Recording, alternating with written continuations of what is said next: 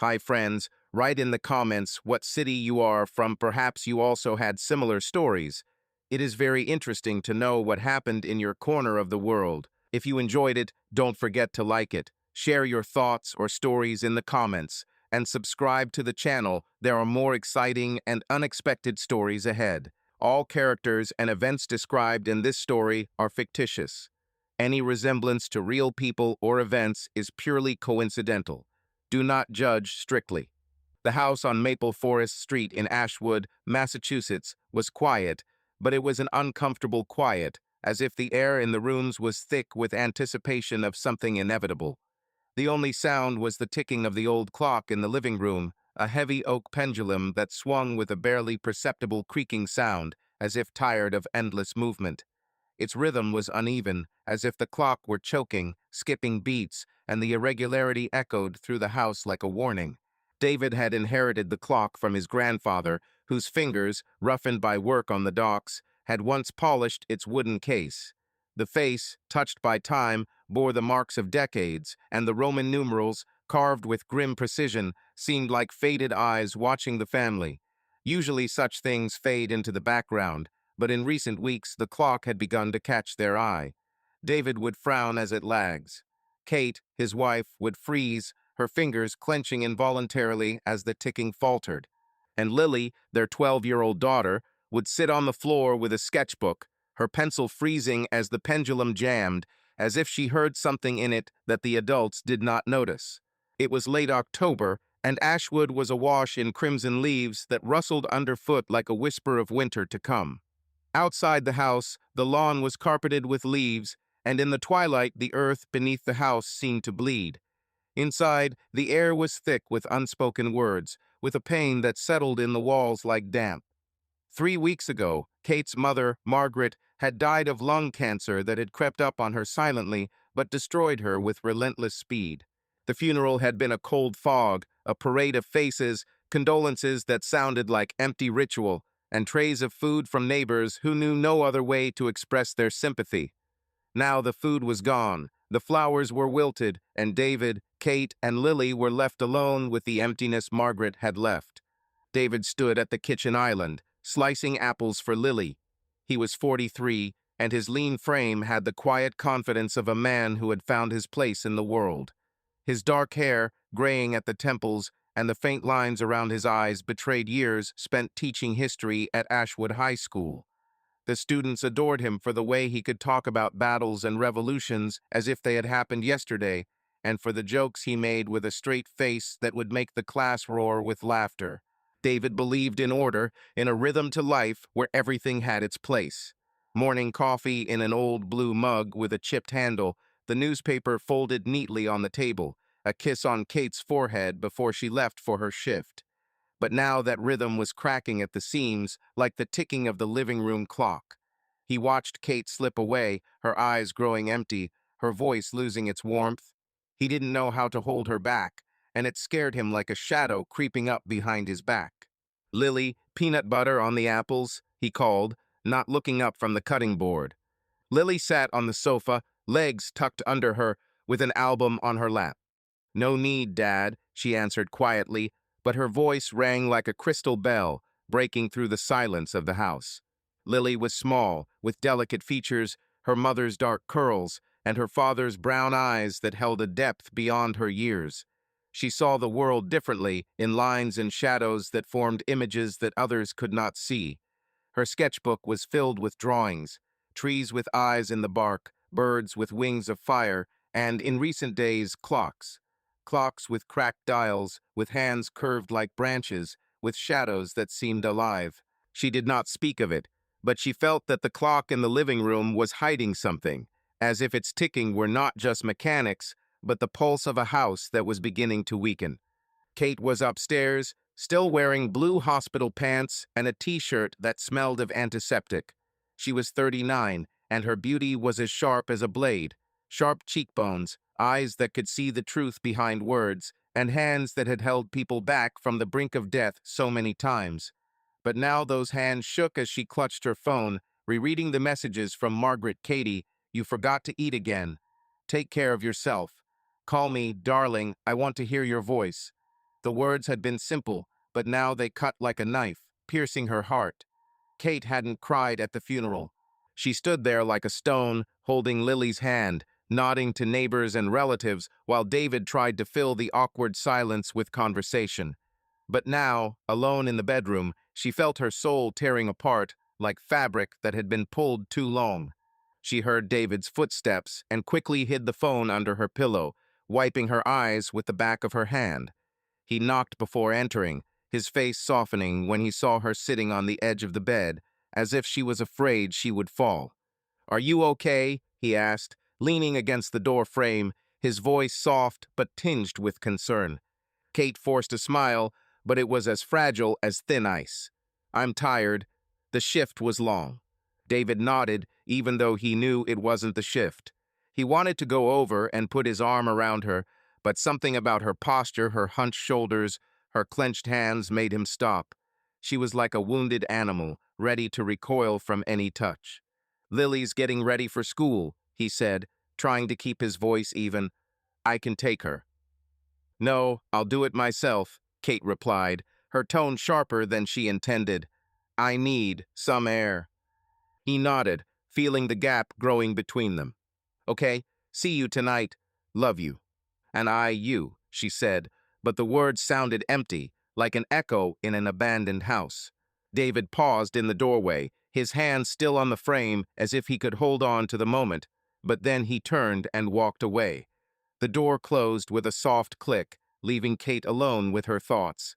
Downstairs, Lily was packing her sketchbook into her backpack when the living room clock made a strange, intermittent sound tick-tick, tick. She froze, her gaze fixed on the face of the clock. The second hand trembled, as if hesitant to move, and then jerked forward with effort. Lily bowed her head, her fingers tightening on the strap of her backpack. She hadn't told anyone about the drawing she'd made yesterday, a clock whose hands had twisted into a knot, its face cracked like a mirror, a shadow seeping out like smoke. "Dad," she called, her voice shaking. David peered out of the kitchen, wiping his hands on a towel. "What, baby?" "The clock is acting up again." He sighed as he walked towards them. "Yes, I noticed. I'll figure it out over the weekend. Probably the battery." Lily nodded, but her eyes were fixed on the watch. She sensed that it wasn't just broken. It was speaking, whispering something she couldn't quite understand yet. The morning was gray, the sky overcast with the promise of rain. Kate drove to school, her fingers gripping the steering wheel so tightly her knuckles were white. Lily sat next to her, hunched over her sketchbook, her pencil moving quickly, drawing something Kate couldn't see. The radio was silent, and the only sounds were the hum of the engine and the rustle of leaves clinging to the pavement. Kate's thoughts wandered back to the last conversation she had with her mother in the hospital room, the smell of medicine mingling with her fear.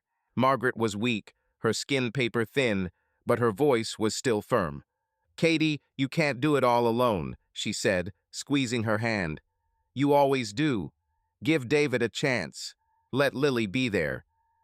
Kate had promised she would try, but she couldn't. Opening up would have meant showing how she was crumbling, how her heart was breaking at the seams. She couldn't afford to be weak, not when Lily needed her, not when David was keeping their family afloat. So she'd bottled it all up inside, and now it was threatening to tear her apart. "Mom?" Lily's voice was quiet, but sharp as a needle. Kate blinked, coming back to reality. "Yes, dear. Is Grandma still with us? Like she's watching?" The question hit like lightning. Kate swallowed, her throat tightening. "I don't know, Lily. I want to believe so." Lily nodded, her pencil still. "I feel her. Sometimes, as if she wants to say something." Kate's hands tightened on the steering wheel, her heart pounding. She wanted to answer, to comfort, but the words stuck. Instead, she reached out and squeezed Lily's hand, her fingers cold. "That's a good idea," she whispered. They pulled up to the school, and Lily kissed her mother on the cheek before slipping out of the car. Kate watched her daughter disappear into the crowd, her small form lost among the school bags and laughter. She sat with the engine running, her chest tightening as if someone were squeezing her heart. Then she pulled away, the clock on the dashboard ticking steadily, unlike the one waiting for her at home. In the evening, the house felt even heavier, as if the walls had absorbed their pain. David sat at the dining room table, grading students' essays, his glasses slipping down his nose. Kate was in the kitchen, stirring the soup she'd made from scraps in the pantry: onions, carrots, a little chicken broth. The smell was comforting, but it didn't help the chill that had settled into the house. Lily was upstairs, her door closed, but she could hear a soft hum coming from behind her, as if she were singing a lullaby to herself. "Dinner's soon," Kate said, her voice dull as faded fabric. David put his pen down and looked up. "Help." "No need," she answered, too quickly, too sharply. He looked at her mechanical movements, at the way she held herself, as if she were afraid of falling apart. He wanted to get up, to embrace her, but he knew she would push him away. Instead, he stood up and went into the living room, his gaze falling on the clock. It was already 4 minutes behind, the second hand twitching, as if fighting an invisible force. He opened the glass cover, adjusted his hands, but they immediately went back. "Damn it," he muttered, closing the lid. Kate appeared in the doorway, wiping her hands on a towel. "What's wrong with them?" "I don't know," David replied, stepping back. "They're completely out of order. We need to take them in for repairs." Kate looked at her watch, her face frozen. "Mom loved them," she said quietly, almost in a whisper. She said they were the heart of the home. David turned to her, hearing something as fragile as glass in her voice. "I didn't know," he said, his voice softening. "Did she talk about them much?" "Not just them," Kate replied, her tone sharpening. She trailed off, her eyes darkening. "I'm sorry. I just miss her." David stepped towards her, his hand landing on her shoulder. "I know, Kate. Me too." She nodded, but her gaze remained far away. She turned and walked into the kitchen, leaving him alone with the ticking of the clock, which seemed to be counting not time, but something heavier. Late that night, Kate sat on the sofa, clutching a glass of wine. The house was dark, the only light from the table lamp illuminating her figure. The clock ticked, its rhythm ragged like the breathing of a dying man.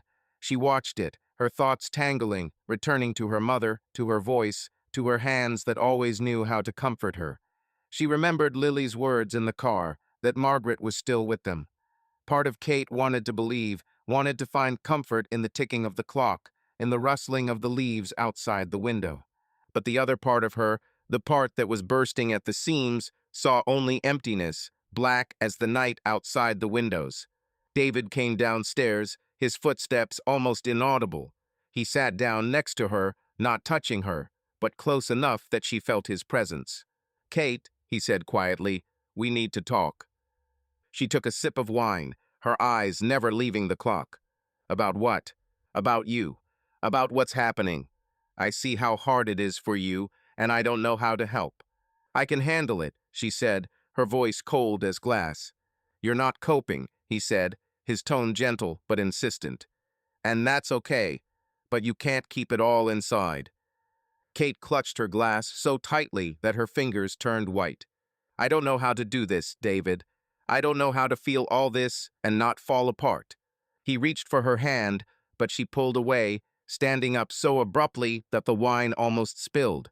"I'm going to bed," she said, putting the glass on the table. "I'm tired." David watched her go, her words hanging in the air, heavy as lead. The clock continued to tick, its rhythm uneven, like a pulse about to stop. And in that silence, he realized that time in their house was no longer theirs.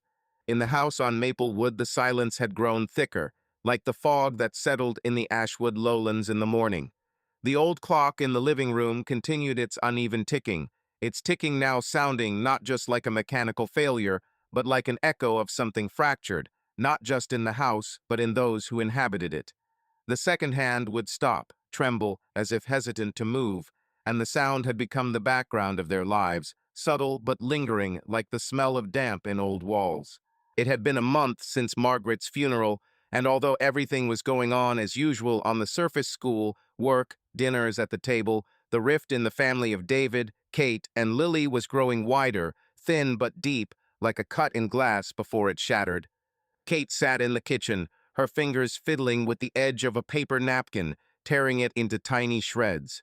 She was wearing her gray sweatshirt, the same one she'd worn around the house for years, but it hung off her like a coat hanger now, highlighting how much she'd grown thin. Her face, still beautiful with its high cheekbones and dark eyes, seemed chiseled from stone, still but fragile, ready to crack at the slightest blow.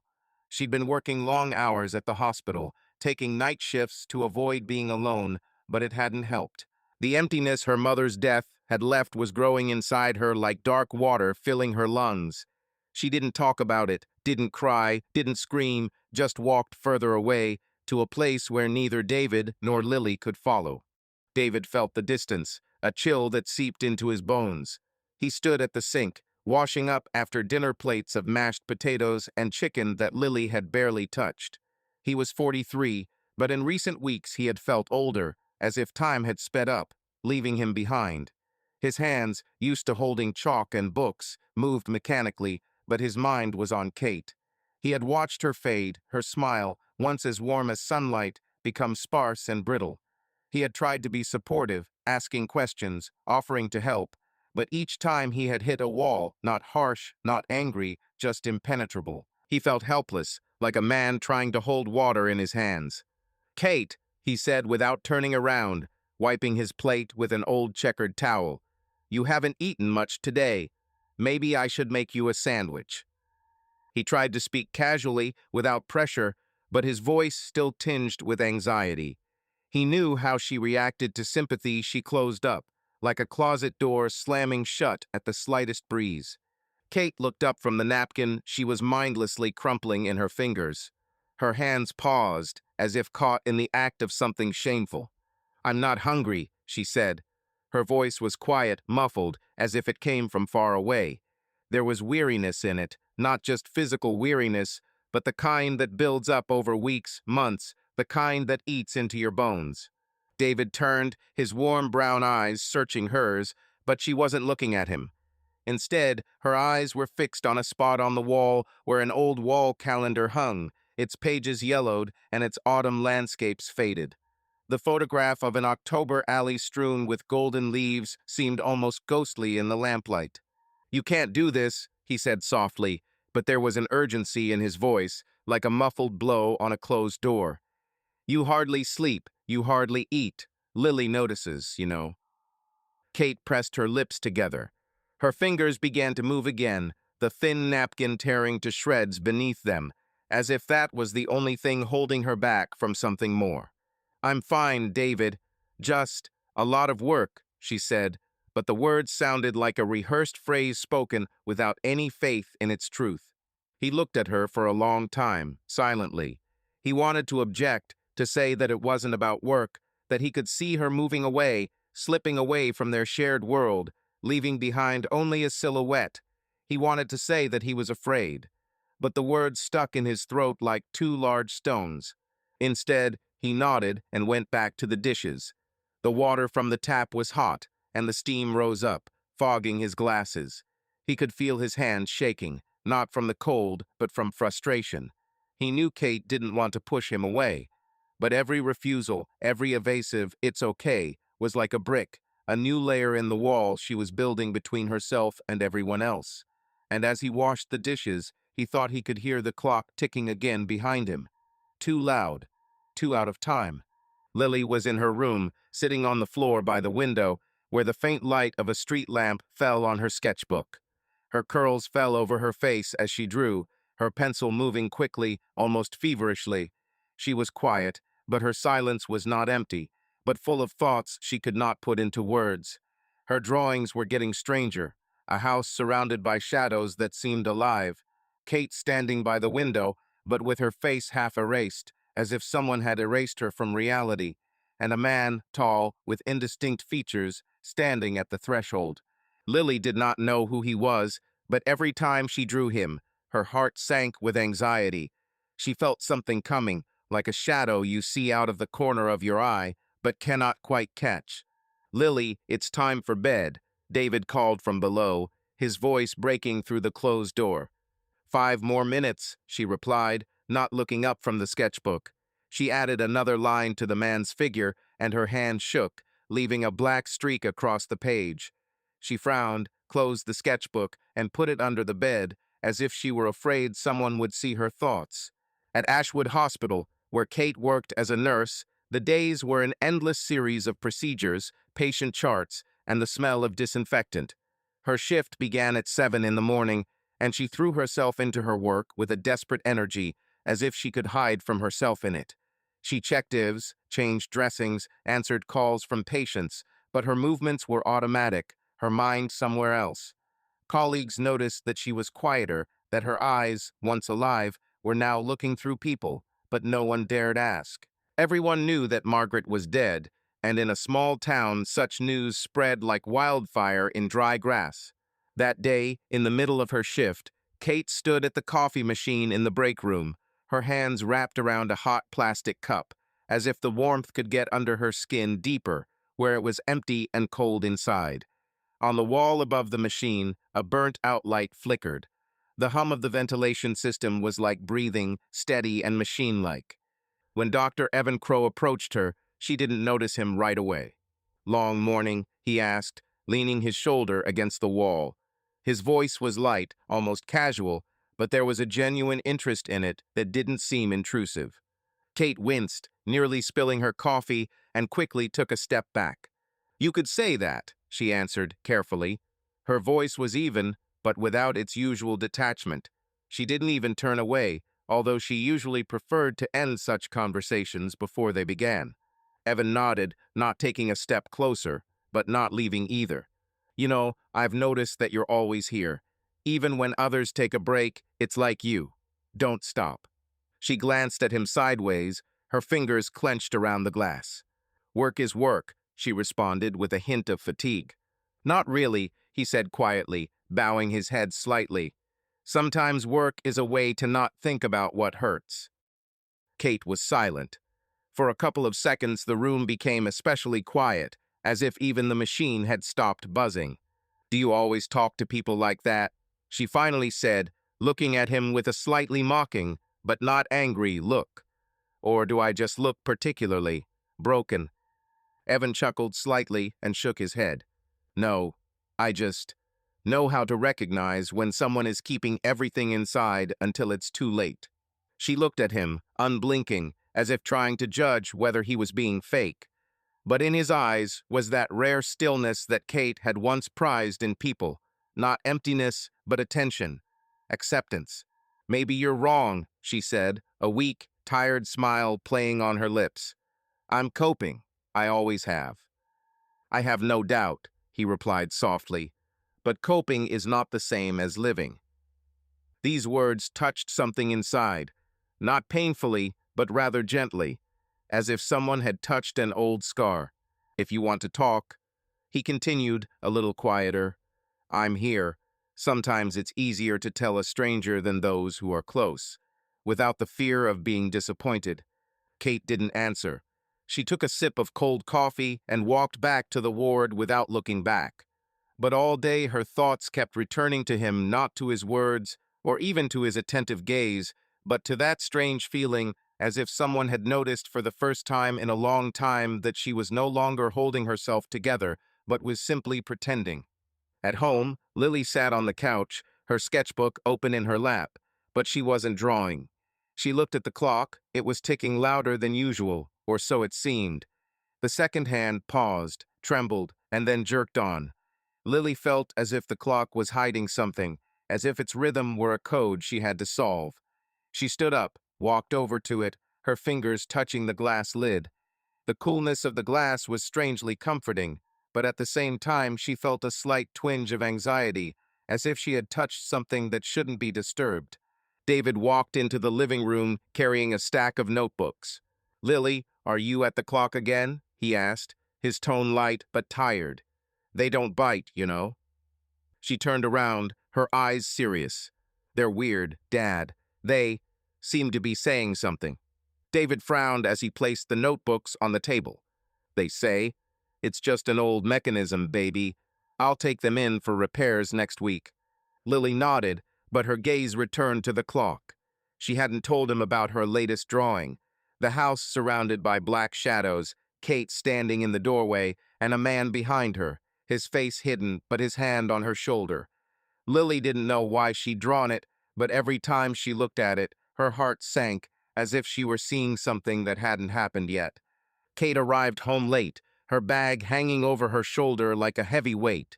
She kicked off her shoes at the door, not caring that they landed unevenly, and walked into the kitchen. David was sitting at the table, reading a book, his glasses reflecting the lamplight. He looked up, and for a moment his face lit up with hope, but it faded as he saw her empty eyes. "Long day?" he asked, closing the book. "The usual," she replied, pouring herself some water from the tap. She had her back to him, her shoulders tense, as if she were bracing herself for a blow. David paused, then stood up and walked towards her. "Kate, I'm serious. We can't go on like this. You're closing yourself off, and I don't know how to get through to you." She turned, her eyes flashing with irritation. "What do you want me to do, David? Tell her how shitty I feel. How do I wake up every day and feel like she's not here and it's my fault? That I wasn't there when she died because I was on another damn shift." Her voice broke and she fell silent, her chest heaving. David looked at her, his heart clenching. He wanted to hug her, but he was afraid she would push him away. "It's not your fault, Kate," he said quietly. "You did the best you could. She knew how much you loved her." Kate shook her head, her eyes shining with tears she hadn't allowed herself to shed. "You don't understand," she whispered. "No one understands." She went upstairs, leaving him standing in the kitchen, feeling like he had just lost another piece of her. The next day at the hospital, Kate ran into Evan again.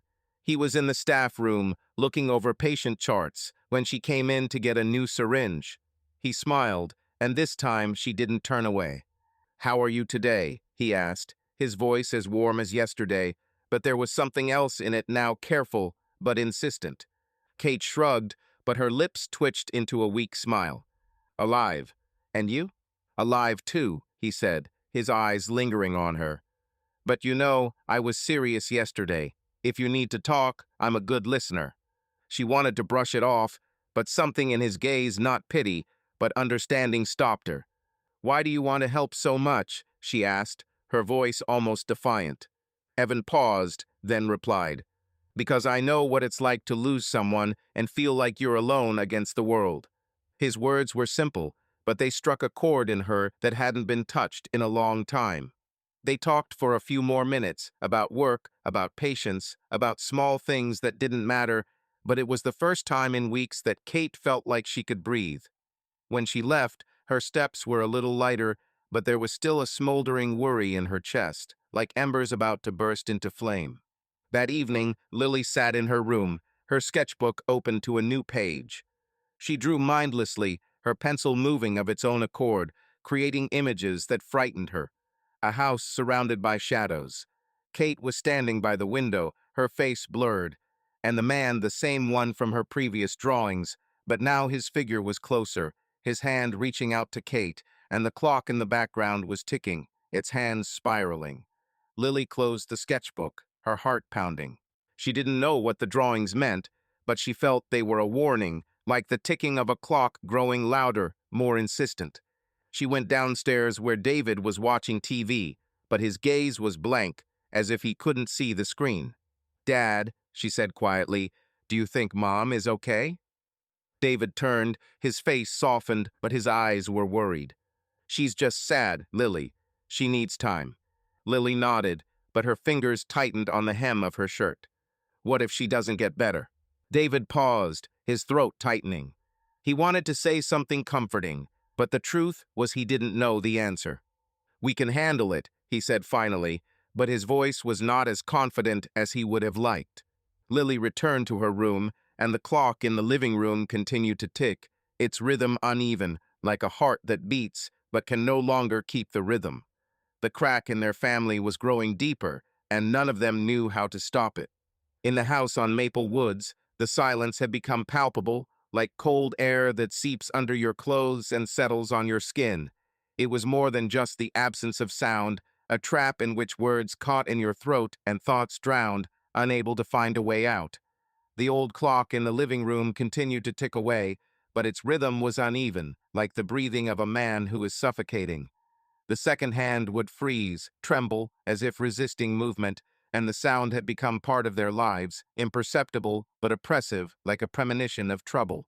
5 weeks had passed since Margaret's funeral, and although everything outwardly remained the same, the morning coffee, the school bus, the shifts at the hospital, inside the family, everything was crumbling, slowly but surely, like sand slipping through your fingers.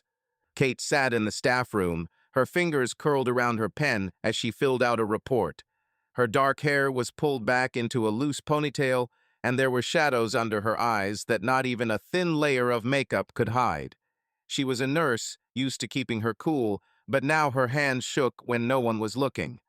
Her mother's death had left a hole in her that she couldn't fill, not with work, not with conversation, not even with David and Lily's love. She felt like an empty shell, moving on inertia, and only in the rare moments when she allowed herself to breathe did she feel a glimmer of life. Those moments began with Evan. Evan Crow, the new doctor in the IQ, was a breath of fresh air in a windowless room. His dark eyes, a mixture of confidence and compassion, found her in her darkest moments. Their conversations, which had started as casual exchanges in the hallway, became more. He asked how she was coping, listened without interrupting, and his voice, calm but warm, was an anchor that kept her from falling. That day, after another shift, they lingered in the empty hospital hallway, where the lights were too bright and the smell of antiseptic clung to her skin. "You look like you haven't slept in a week," Evan said, leaning against the wall, his tone light but his eyes searching hers. Kate chuckled, but there was no joy in her laughter. "Thank you for the compliment, Doctor." He smiled, but his gaze remained serious. "I'm serious, Kate. You can't go on like this. You're needed not only here, but at home too." Her face tightened, and she turned away, looking at the linoleum, scratched by hundreds of soles. At home. At home, everything is complicated. Evan stepped closer, his hand touching her shoulder, a light, almost weightless touch, but it made her freeze. "Tell me," he said quietly. "I won't judge." She wanted to pull away, to say it was okay, but his eyes open, without a hint of judgment, broke something in her.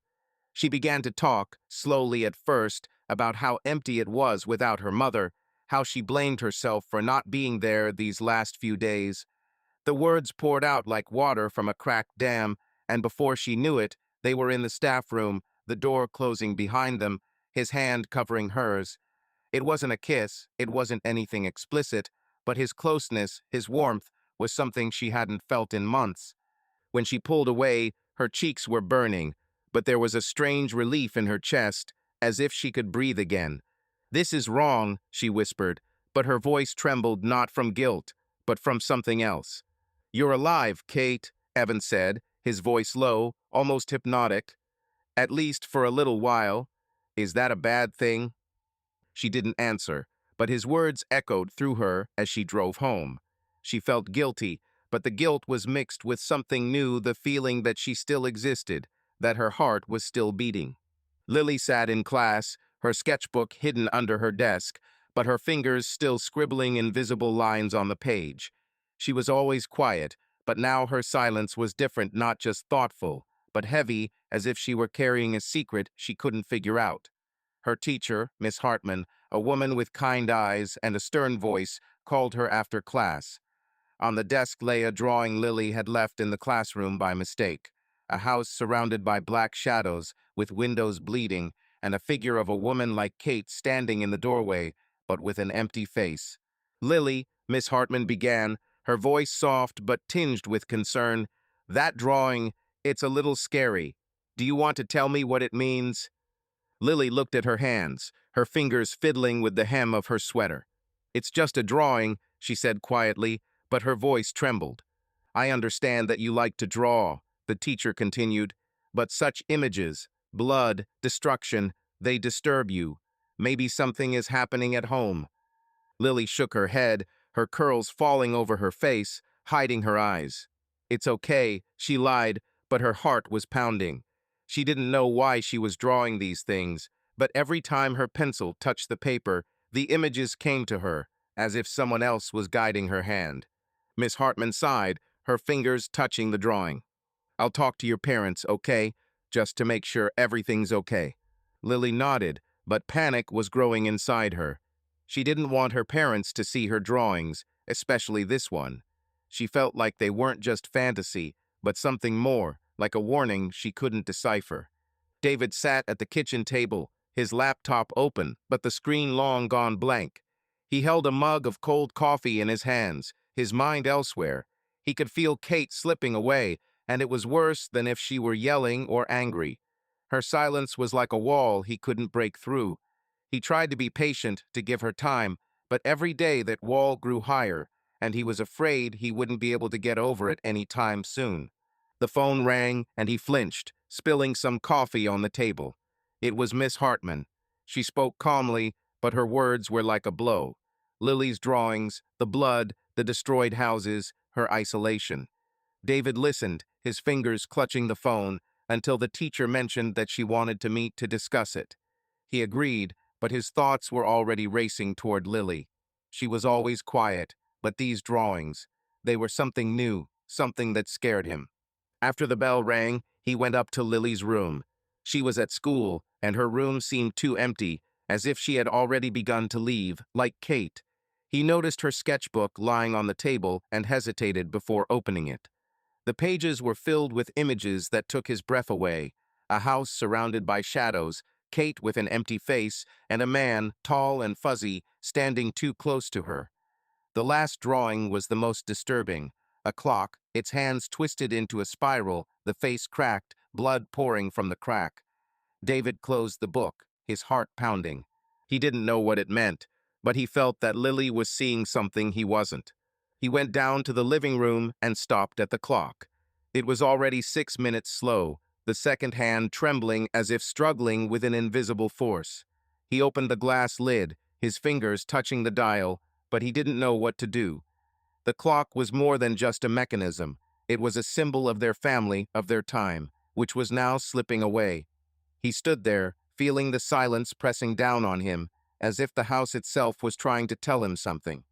"What do you see, Lily?" he whispered, his voice fading into the silence.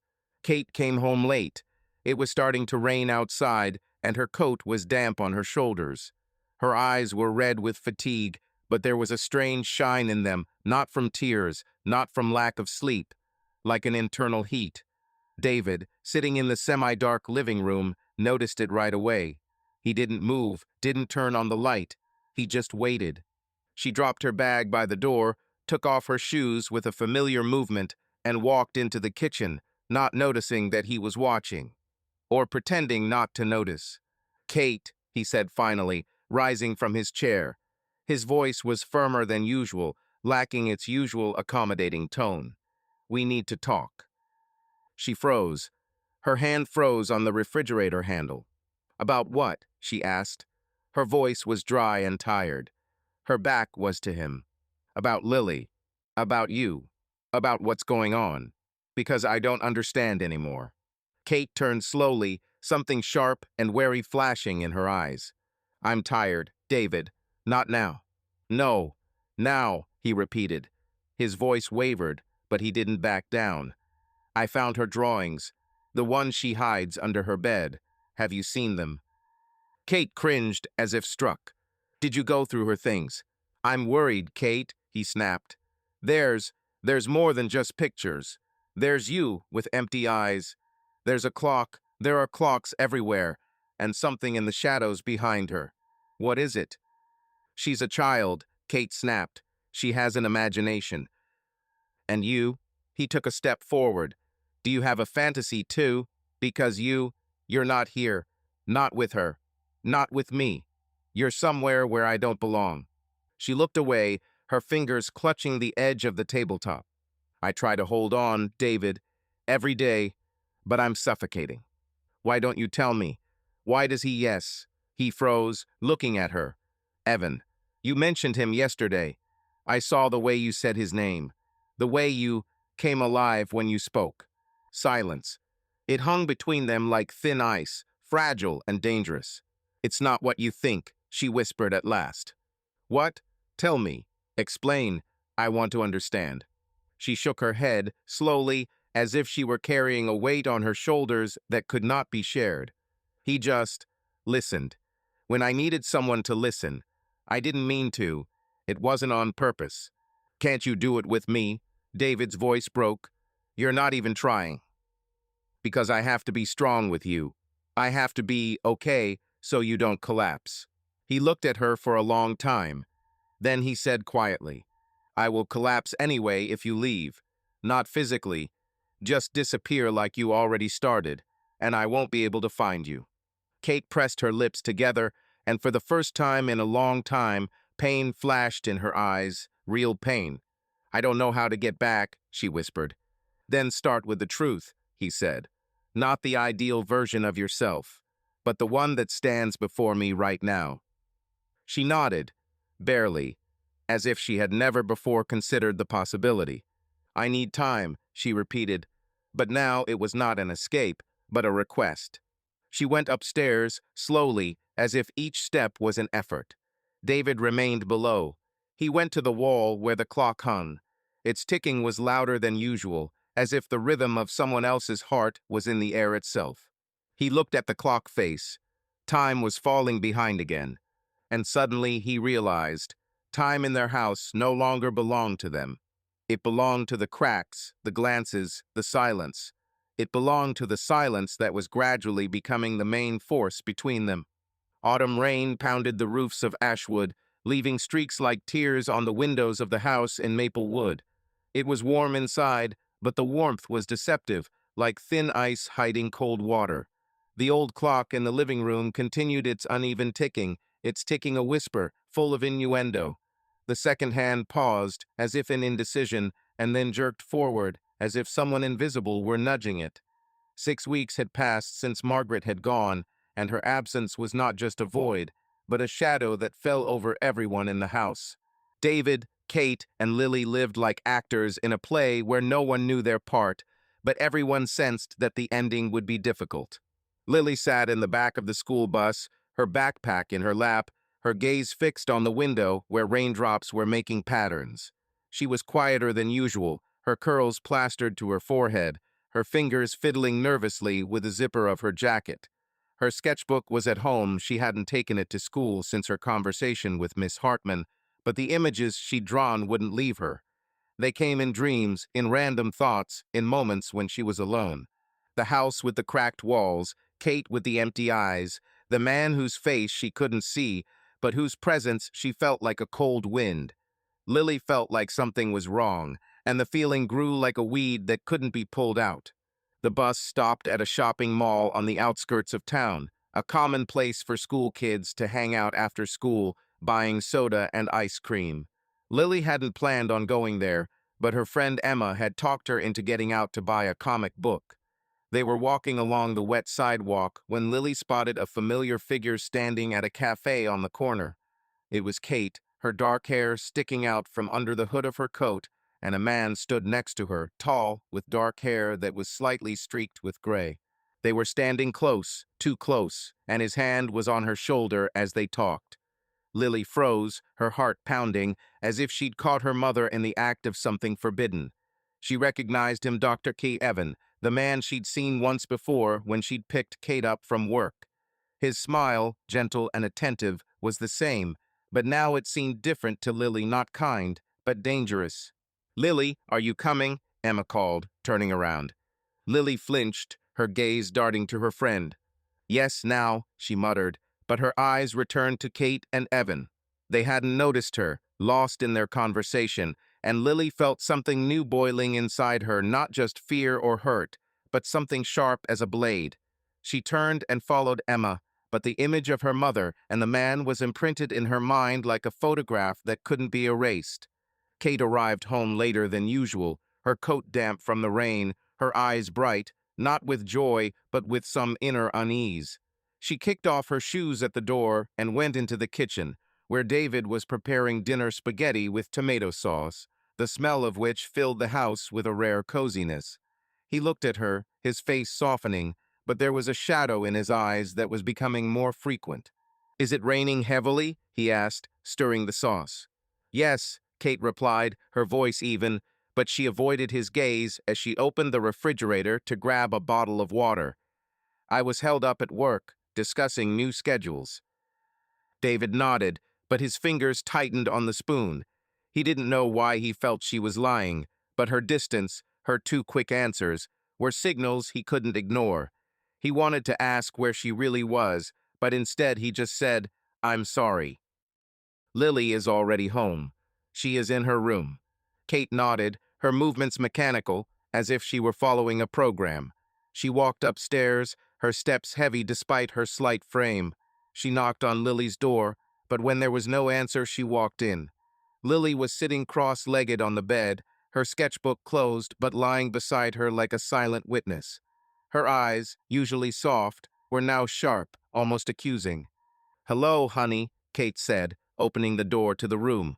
Her voice was soft, caring, the way it always was when she was trying to sound strong. But there was a weariness in it, a lingering worry that kept her from breathing. Lily lay in bed, half covered by the blanket. Her fingers fiddled with the edge of the blanket, quick, slightly nervous movements. She didn't answer right away, but Kate sensed that something was wrong. Too quiet, too calm. "How was your day?" she repeated, trying to smile, although the corners of her lips twitched treacherously. Lily looked at her, and there was no childish curiosity in her gaze. There was a cold, almost adult awareness in it, heavy and unwavering, like a stone.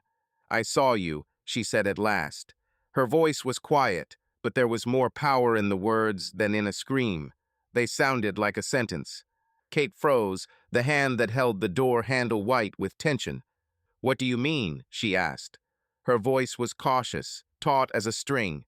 Anxiety was already rising in her chest, familiar, sticky. "At the cafe," Lily said calmly, "with that man. You were with him.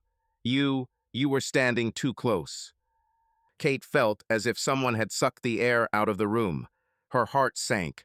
Instantly, she ran through her mind where, when, who could have seen it. She hadn't considered that Lily might be there, that she could understand. "Lily, it's not what you think," Kate began, coming closer. Her words were choked. Her tongue was clogged. "It's just a colleague. We were talking about patience, about the schedule. You laughed," Lily interrupted. "You touched his hand. I saw it."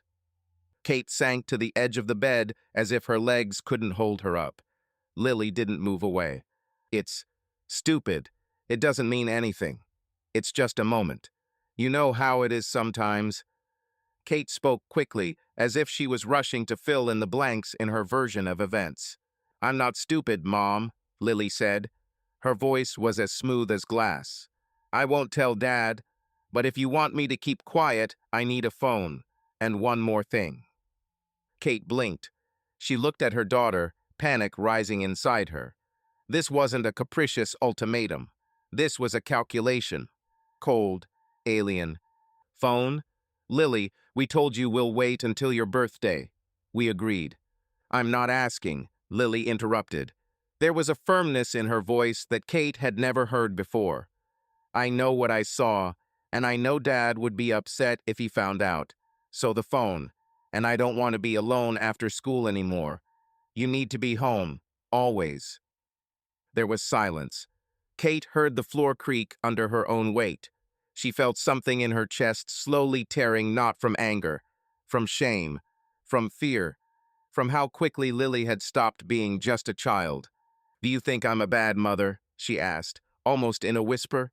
It wasn't a defense, it was an admission. Lily didn't answer right away. Her gaze flickered slightly. "I don't think you're here anymore," she said quietly, "and that's the worst thing." Kate lowered her head. Tears welled up in her eyes, but she did not let them fall. She just nodded. "Okay," she said, her voice barely audible. "We'll talk about it. Tomorrow." "No," Lily replied. "Tomorrow is when the grown-ups want you to forget. I won't forget." Kate stood up. She felt her knees shaking. She wanted to hug her daughter, but she didn't move. And Kate didn't dare. She walked out, closing the door behind her, slowly, as if she was afraid that she would tear this fragile boundary even further. In the hallway, she leaned against the wall, closing her eyes. Behind him, the ticking of the clock reminded him of itself again, muffled and confused. And now it sounded as if it were counting down not minutes, but decay. Kate walked out of the room, her hands shaking as she closed the door. She leaned against the wall in the hallway, her breathing uneven. She felt trapped, but not just by Lily, by her own guilt, growing like a shadow that couldn't be driven away. Lily stayed in her room, her fingers clenched around the sketchbook. She didn't open it, but she knew what she would draw if she did. Kate and Evan, their silhouettes blurred together in the rainy light, and the clock whose hands had stopped, as if time had stopped. She hadn't meant to blackmail her mother, but the moment she saw her with Evan, something had snapped inside her. It wasn't just fear of losing her family or resentment toward her mother, it was a desire for control, for power over what was crumbling around her. For the first time in her life, Lily felt like she could force the world to obey, and the feeling was both terrifying and exhilarating. She went downstairs where David was still in the kitchen, finishing dinner. He smiled at her, but his smile was forced, as if he was trying to hide his anxiety. "Ready to eat, baby?" he asked, serving the spaghetti onto plates. Lily nodded, but her eyes slid to the clock in the living room. It was 7 minutes slow, its ticking uneven, like a pulse about to stop. She sat down at the table, but her thoughts were not on the food, but on what she had seen and what she now held in her hands, a secret that could change everything. David felt like the house had become a stranger. He sat in the living room after dinner, his gaze wandering around the room, but always returning to the clock. Its ticking was louder than usual, or so it seemed. He stood up and walked over to it, his fingers touching the glass cover. He wanted to adjust his hands, but he stopped, feeling that it was useless. The clock was more than just a mechanism. It had witnessed their lives, their love, their pain. And now it was breaking like everything else. He remembered Lily's drawing he'd found yesterday, the house surrounded by shadows, Kate with a blank face, the man standing too close. He didn't want to believe it meant anything, but now, after talking to Miss Hartman, after seeing Kate avoid his gaze, he couldn't shake his suspicions. He didn't know who the man in Lily's drawings was, but he felt like he was real, and the thought was like a knife slowly stabbing into his heart. Kate came downstairs, her hair loose and her face pale, as if she had just been through a storm. She stopped at the living room door, her eyes meeting David's. "Did Lily go to bed?" she asked, her voice quiet but tense. "Yes," David replied, his tone even, but there was something new in it, not anger, but weariness tinged with suspicion. "Kate, can we talk?" She tensed, her fingers tightening on the hem of her sweatshirt. "About what?" "About us," he said, his voice firm but hurt. "About what's happening. You're not here, Kate, and I'm starting to think you're somewhere else." Her eyes widened, but she quickly looked away. "I'm just tired, David, that's all." He stepped closer, his hand hovering in the air as if he wanted to touch her but didn't dare. "That's not all," he said quietly. "I see the way you look at me, like I'm a stranger. And Lily, her drawings, Kate, they scare me." Kate pressed her lips together, her heart pounding. She wanted to tell him about her pain, about how Evan had made her feel alive, about how Lily was trapping her now, but the words wouldn't come. Instead, she shook her head. "I don't know what you want from me," she said, her voice as cold as the rain outside the window. She turned and went upstairs, leaving him standing by the clock. Its ticking filled the room, ragged as a breath about to be cut off. David watched it, his fingers curling into fists. He felt like he was losing control, like the family he had worked so hard to hold together was crumbling, and he didn't know how to stop it. Lily lay in her room, her eyes open despite the darkness. She could hear her parents' voices downstairs, muffled but intense. She knew that her words to Kate had changed something, given her a power she had never had before. It frightened her, but it also filled her with a strange strength. She turned on her side, her hand sliding under her pillow, where the sketchbook lay. She didn't open it, but she knew what she would draw tomorrow. Kate and Evan silhouetted in the rainy light, and a clock whose hands had stopped, as if time could no longer move forward. She closed her eyes, but sleep wouldn't come. Instead, she could hear the ticking of the clock, even through the closed door, even through the walls. And there was something about the sound that made her heart beat faster, as if the clock knew her secret and was waiting for her to make her next move. The rain had stopped, but the sky above Ashwood remained low and gray, as if it had decided to crush the town with its weight. In the house on Maplewood, the light was dim, as if the lamps were tired of burning. The old clock in the living room continued its ragged rhythm, its ticking sounding like footsteps on thin ice, cautious but threatening to fall. The pendulum swung with a slight creak, and the second hand trembled, as if afraid to move further. 7 weeks had passed since Margaret had gone, and her absence was not just a void, but a wound that bled, but no one had the courage to stitch it. David, Kate, and Lily lived in this house, but each of them was in their own orbit, moving further and further apart, like planets that have lost their star. David sat in the living room, his fingers playing with the edge of a dog-eared Civil War history book, but he wasn't reading. His eyes wandered around the room, catching on small things: a faded pattern on the curtains, a crack in a coffee mug, a blank spot on the wall where Margaret's photograph had once hung. He was 43, but these days he felt older, as if time had sped up, leaving him behind. He noticed how Kate had changed. Her movements were jerky, like someone afraid of being caught. Her eyes avoided his, her voice, when she did speak, taut as a string about to snap. Lily was different too.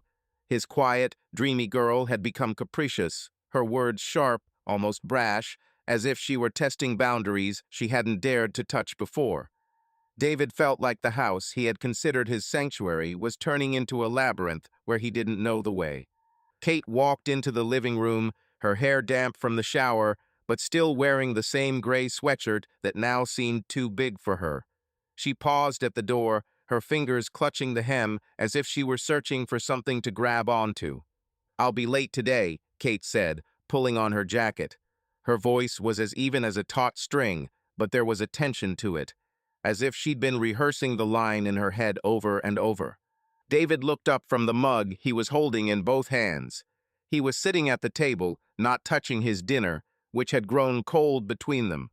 Again, his tone was calm, almost emotionless, but behind that calm there was fatigue, deep, pent up. "You've already worked 3 night shifts this week. Maybe you should take a day off." Kate's lips tightened. Her fingers tightened around the hem of her jacket. She knew he was right, but knowing that didn't make anything any easier. "I can't," she said. "Too fast. The patients don't wait." "Patients don't wait," he repeated like an echo. "Do you think we do? Me? Lily?" She tensed, her shoulders rising like a cornered animal. "It's not the same thing," she said, avoiding his gaze. He nodded, slowly, but he didn't back down. His eyes lingered on her a little longer than usual. He saw the way she looked away, the way she hung on the edge. "Lily was weird today," he said, changing the subject, but his voice was firmer. "She snapped at me when I asked about homework. Wouldn't even look me in the eye. That's not like her." Kate shrugged, automatically. Her eyes slid to the clock, the one with the shaking hands. The lag had increased, 8 minutes, as if time was slipping away like everything else. "She's a teenager. David, it's normal." "No, Kate." He rose from the table, now standing almost opposite her. "It's not normal. She's not just annoyed. She's afraid and hiding, and I don't know, like she's holding something in, like—" He fell silent, choosing his words. "As if she knows something we don't." Kate froze. She felt her heart pounding in her chest, fast, dull. She knew Lily had seen. She knew her daughter's silence was not a defense, but a weapon, and she had given it to her. "I'll talk to her," she whispered. Her voice was barely audible, as if the words were struggling to get through the guilt. "You're going to talk?" David asked. "Or you're going to tell me it's okay, like you tell me, every time, over and over again?" Kate looked at him. There was no anger in his eyes. There was something worse, their frustration and pain. He wasn't angry. He was giving up. "I just try to keep it under control," she said. "And that's it. I don't know how else." Then tell me, he said, quietly, almost tenderly. What are you afraid of, Kate? Me? Lily? Yourself? Her lips trembled. She wanted to say, nothing. She wanted to lie like before, but she couldn't. Instead, she turned away and walked toward the exit. I'll talk to her, she repeated at the door, and her voice sounded muffled. After my shift. And she left without looking back. David was alone. He sank back into his chair, ran his hand over his face. The ticking of a clock could be heard from the kitchen. The hands were shaking, as if they were nervous along with him. He looked at them. Time was lagging. Everything was lagging. And he began to understand. It wasn't just Kate who was leaving, the house itself was disappearing. Their house. David watched her go, his fingers gripping the book so tightly that the pages crumpled. He felt Kate slipping away, and it wasn't just her grief, it was something bigger, something he was afraid to name. He stood up and walked over to the clock, his hand hovering over the glass. The ticking was uneven, like a pulse about to stop. He wanted to adjust the hands, but instead he just watched them tremble, as if the clock knew something he didn't. The next day, David sat in the office of the school psychologist, Mrs. Elder, a soft-featured woman with eyes that had seen too many of a child's secrets. The office was small, with bookshelves piled high with files and healthy communication posters on the walls. David felt out of place, his hands in his lap, his fingers fiddling nervously with the seam of his jeans. He had come here after yet another call from Miss Hartman, who had told him that Lily had left another drawing in the classroom, this time of a house with broken windows and blood like ink leaking from the cracks. Mrs. Elder leaned back in her chair, her glasses glittering in the lamplight.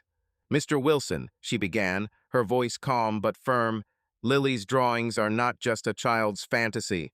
Children often express through their art what they cannot say in words. The fact that she draws blood, destruction, shadows, it may be a reflection of her inner state. David nodded, his throat tightening. She always loved to draw, he said, his voice hoarse. But these drawings, they're different, they're scary. Mrs. Elder folded her hands on the table, her gaze attentive but not judgmental. Lily is going through something that is troubling her. It may be related to the loss of her grandmother, but I think it is more than that. You mentioned that she has become more withdrawn, defiant. This may be her way of coping with something she sees or feels at home. David frowned, his fingers freezing. At home? Do you think it's because of us? It's not necessarily you, she said, her tone cautious. But children are very sensitive to changes in the family. If there's tension, if one of the parents is withdrawing, children sense it. Sometimes they see more than we think. David felt his heart tighten. He remembered Lily's drawings, Kate with her blank face, the man standing too close, the clock with its hands twisted into a spiral. He remembered Kate avoiding him, the way her voice shook when she talked about work, the way she came home with her eyes full of something he couldn't name. What do you advise? He asked, his voice quieter than he intended. Mrs. Elder leaned closer, her eyes serious. Look at her drawings carefully, not just as pictures, but as a story she's trying to tell. And talk to her, but don't push. She'll open up when she's ready. And, Mr. Wilson, think about what's going on in your family.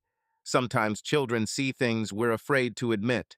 David nodded, but his mind was already elsewhere. He thanked Mrs. Elder and walked out of the office, his steps heavy, as if he were carrying the entire house on his shoulders. At home, David opened Lily's sketchbook again, where she had left it on the living room table. He felt guilty for intruding on her world, but the psychologist's words haunted him. He flipped through the pages, each one a blow. A house with cracked walls, Kate with her face half erased, a man whose figure became clearer with each drawing. The last drawing was the most disturbing. Kate and the man standing in the rain, their hands almost touching, and behind them a clock whose hands had stopped, as if time had stopped. David looked at the drawing, and something heavy as stone grew in his chest. He knew. There was no proof, no words, but he knew. Kate was cheating. It wasn't a suspicion, it was obvious, like the sun that blinds you if you look at it for too long. He closed the book, his hands shaking. He didn't want to make a scene, didn't want to shout or demand answers. It wasn't in his nature. David was a man who believed in order, that everything could be fixed if you tried. But now he felt like that order was crumbling, and his efforts were meaningless. He hadn't said anything to Kate when she came home, her coat still smelling of rain, her eyes bright as if she'd just been through a storm. He looked at her, and his silence was heavier than any words. He was growing, like a volcano gathering heat before it erupted, and that silence was more dangerous than he realized. In a world where betrayal is the norm, we choose to be different. We show those who did not cheat, who did not sell, who remained faithful to himself, his country, his principles. If you are one of them, this channel is for you. Subscription is your support. Like is your sign. I'm with you. Lily sat in her room, her fingers wrapped around her pencil, but she wasn't drawing. She knew that her words to Kate had changed something in their house, like she'd turned a key in a lock that couldn't be opened again. She felt power, but it was a bitter power, like medicine that left a taste in her mouth. She could hear her parents talking downstairs, their voices hushed but full of tension. She knew that David suspected something, and it scared her.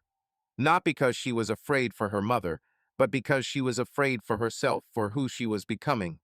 She opened the sketchbook, her hand shaking as she began to draw. It wasn't the house, it wasn't Kate, it wasn't the man. It was a clock, its face cracked like glass, and blood was leaking from the crack, turning into a shadow that embraced the entire house. She stared at the drawing, her heart pounding. She didn't know what it meant, but she felt it was the truth she couldn't say out loud. Kate lay in bed, her eyes open despite the darkness. She could hear the ticking of the clock downstairs, its uneven rhythm a reminder of what she had done. Evan had been a mistake, but he had been the only one who had made her feel alive, even if only for a moment. She knew Lily had her trapped, and knew David was beginning to see the truth. But she couldn't stop, couldn't go back to the Kate she'd been before Margaret died. She felt her world cracking, like glass about to shatter. David lay next to her, but his back was turned to her. His breathing was even, but she knew he was awake. She wanted to touch him, to tell him she still loved him, but her hand froze in midair. Instead, she closed her eyes, and the ticking of the clock filled her mind, like a sound that heralded the end. Morning came to Ashwood with a pale light that filtered through the thin curtains, as if hesitating to fully illuminate the house on maple wood. The air was cold, smelling of damp earth and fallen leaves that crunched under the feet of passers-by. Inside the house there was a silence, not a calm one, but a tense one, ready to snap at the slightest touch. The old clock in the living room ticked with an excruciating irregularity, its pendulum creaking as if complaining of fatigue. The second hand paused, trembled, and then jerked forward, as if time in this house resisted itself. 8 weeks had passed since Margaret had gone, and her absence was not just a pain, but a dark river that carried the family farther from the shore. Kate, David, and Lily were like shadows of each other, connected but separated by invisible walls that no one dared to break down. Kate stood by the bedroom window, her fingers gripping the sill as she looked out onto the street, where the boy next door rode his bike, leaving a trail of laughter in his wake. Her dark hair was loose, falling around her shoulders, and her eyes, usually sharp, were now cloudy, like glass coated with dust. She wore her old sweatshirt, but underneath, a neatly ironed blouse, as if she were preparing for something more than just another shift at the hospital. She had been living on tenterhooks for the past few days, her thoughts tangled between guilt over what she had done and a strange, almost painful desire to escape. Evan had become her salvation, her window into a world where she could breathe without the feeling of an invisible hand squeezing her chest. He had offered to leave, not forever, but for a while, so she could find herself. And the more she thought about it, the more real the idea seemed. Kate sat down at the small table in the corner of the bedroom where she usually kept bills and letters. She picked up a piece of paper, her hand shaking as she began to write. David, I don't know how to say this, so you'll understand. I can't be who I was anymore. I'm drowning, and every day here makes it worse. I'm leaving for a little while, I hope. Lily is better off with you. You were always better for her than I was. Please don't blame yourself. It's not your fault. It's me. She paused, her eyes filling with tears, which she quickly wiped away with the back of her hand. She didn't want to leave forever, but the thought of staying was unbearable. Evan had promised her peace, a place where she could feel alive again. She imagined them driving away in his old Jeep to some small town by the ocean where no one knew her name. She thought about Lily, about how her daughter would grow up without her, but she convinced herself it was better this way. Lily needed stability, and Kate was everything but stable right now. She folded the letter, her fingers shaking as she sealed it in an envelope. But instead of leaving it on the table, she tucked it into a drawer, under a stack of old bills, as if she were afraid it would become real if she released it into the world. Lily sat on the stairs, her knees pulled up to her chest, her eyes following the shadows cast by the street lamp through the window. She hadn't slept well since she'd seen Kate and Evan outside the cafe. Her dreams were full of strange images, a house whose walls cracked like bones, Kate walking into the darkness, and a clock whose hands stopped, leaving her in emptiness. She felt her family falling apart, and her blackmailing her mother demanding her phone and her attention hadn't just been childish. It had been her way of keeping Kate, of making her stay, but now she could see that it wasn't working. Her mother was getting further away, and Lily felt her own fear turning to anger, to a desire to be in control, even if it meant playing games that terrified her. She walked downstairs, her bare feet making no sound on the cold wooden floor. The living room was dark, the only sound was the ticking of the clock. Lily paused, her gaze falling on the suitcase Kate had left by the door, small, gray, with a worn handle. Her heart sank as if someone had squeezed it with a fist. She knew what it meant, knew it without even seeing the letter. Kate was going to leave. Lily walked over to the suitcase, her fingers brushing the zipper, but she didn't dare open it. Instead, she walked up to her parents' bedroom, her movements cautious, like a thief afraid of being caught. The desk drawer was slightly open, and Lily noticed the corner of an envelope sticking out from under the papers. She pulled it out, her fingers shaking as she tore the letter open. She read quickly, her eyes running over the lines, each word like a blow.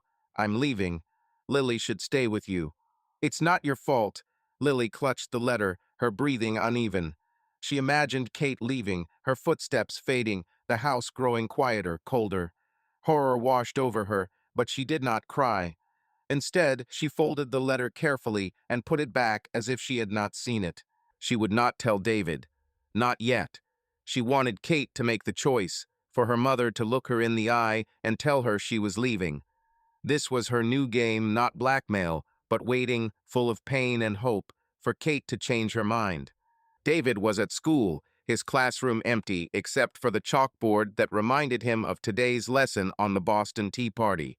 He sat at his desk, his fingers fiddling with his pen, but his mind was far from his work. He couldn't shake the feeling that had been growing inside him since his conversation with Mrs. Elder.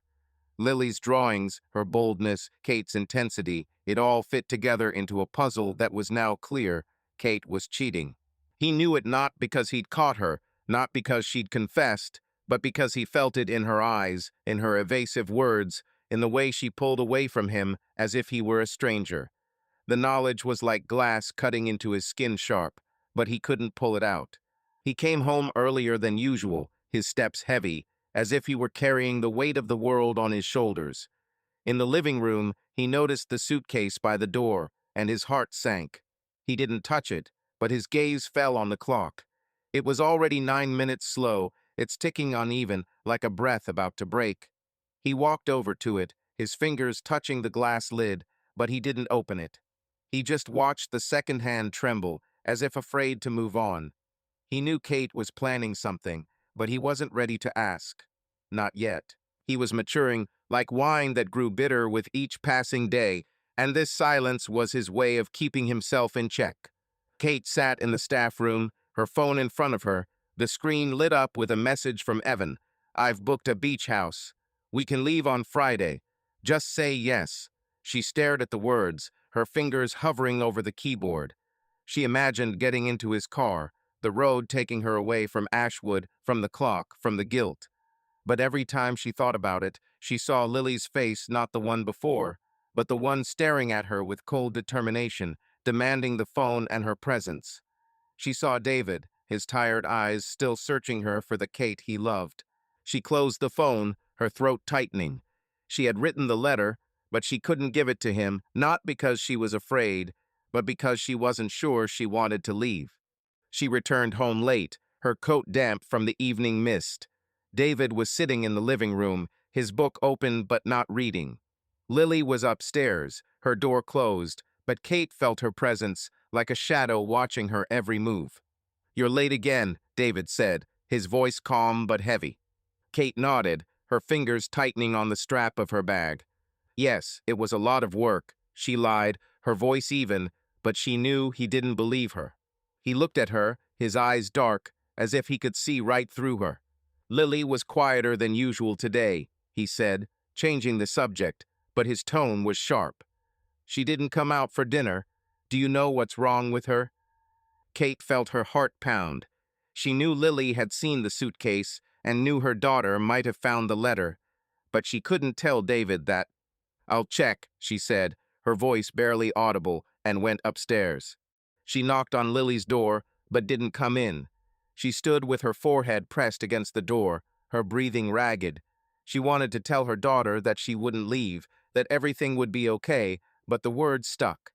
Instead, she walked back into the bedroom, her gaze falling on the drawer where the letter lay. She didn't check to see if it was there, she was afraid to find out the truth.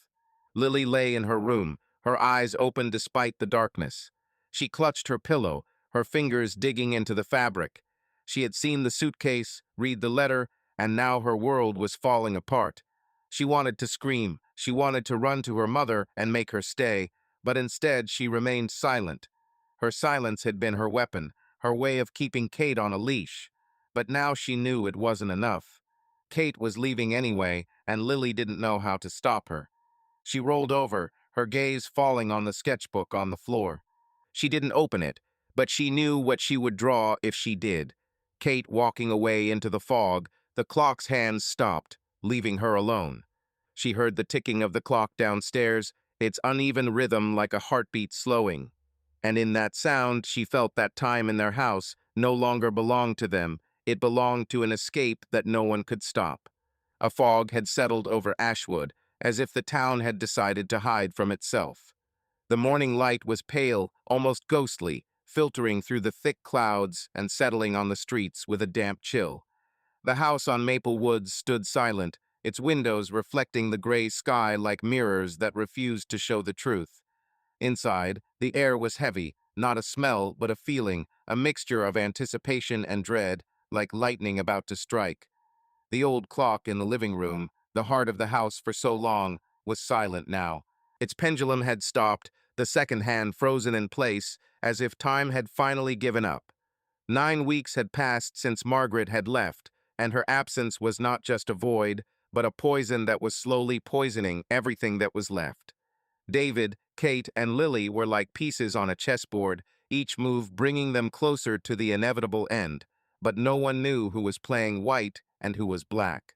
David stood by the kitchen window, his fingers wrapped around a mug of coffee that had long since gone cold.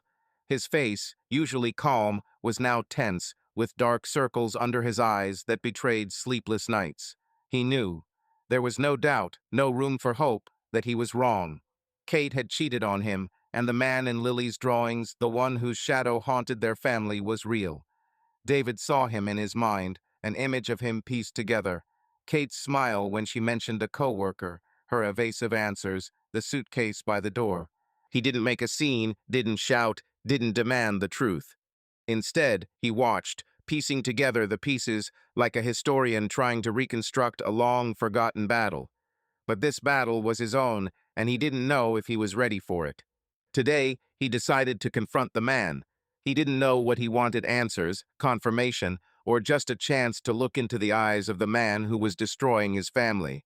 He'd learned his name from a colleague of Kate's who'd casually mentioned Dr. Evan Crow, the new doctor in the IQ.